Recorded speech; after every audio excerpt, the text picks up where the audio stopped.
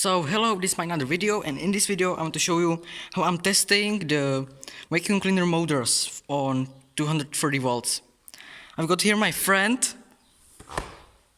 Go back. Ow. Great, and we've got some cords, and there is a plug right there with switch, so we can go right there. And now I can trip the switch, and let's see if the motor runs or not. It can be a little bit noisier than robotic vacuum cleaners, so I'm sorry for that. So okay guys, let's do that. 3, 2, 1, go.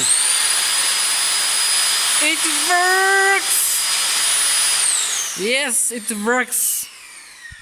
Great, man. So I hope you enjoyed the video, and see you guys next time. Bye.